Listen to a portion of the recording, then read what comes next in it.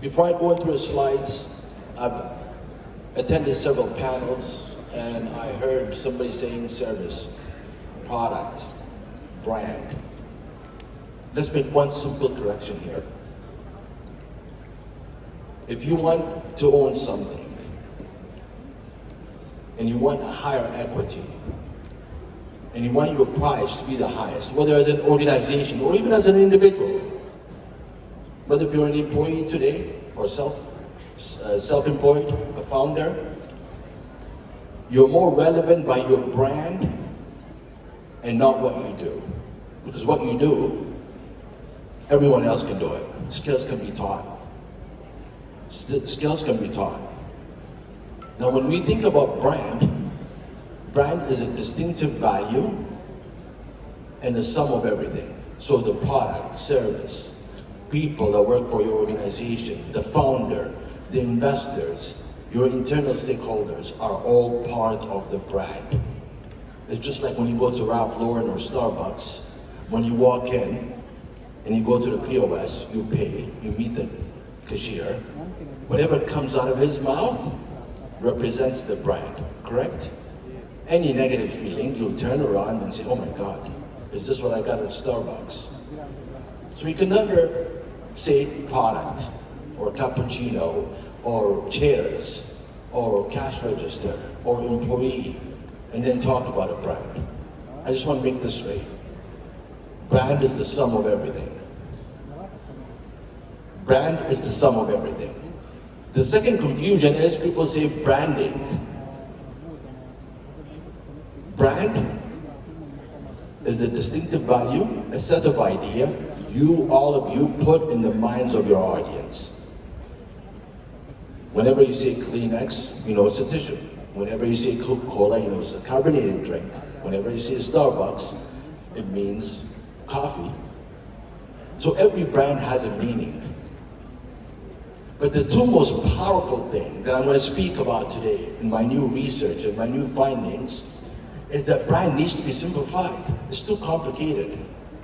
People are complicating brand because we use the terminology so often that we forgot the meaning. Rebranding, branding, brand. So an average founder of a startup, when he goes to a design house or a design studio, he gets a logo, touch points, and here's your brand. The biggest question for the founder is, how can this document impact my top of the line sales and bottom line? Design alone won't make it because it's part of the sum of experience. And brand is art and science. So we need to shift our mindset and think of strategy. Think of strategy. Why is Apple today $1 trillion? It just can't be the Apple logo. Because Apple sells you the sum of experience, doesn't sell you a product. Why is Google $1 trillion? Because it sells you a value that shares the sum of experience and not a product. And not a product. Why do you go to Starbucks? Why do you go to Starbucks and you know the coffee there, excuse my French, sucks? But you buy it, you're willing to pay for it and hold the cup in your hands and take a picture. Or even walk in your college, I got a Starbucks cup.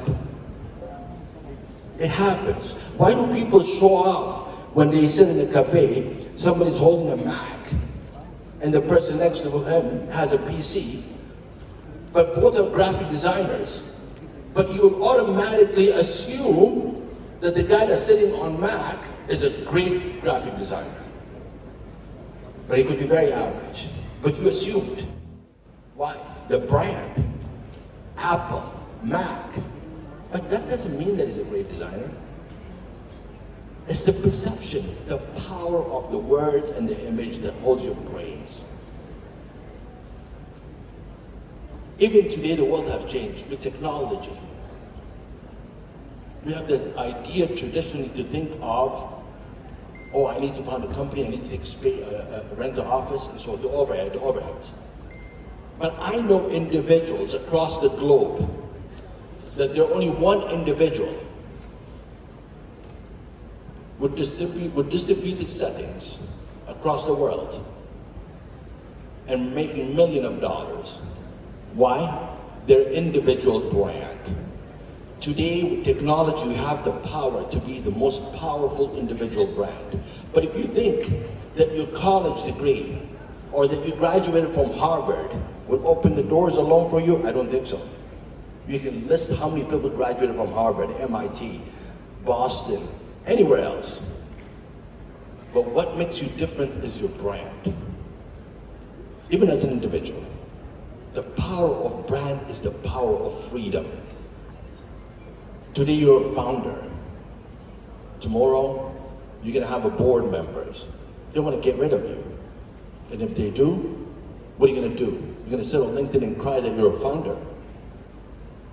The only thing that will make you sustainable as a founder or as an employee or anything is your brand.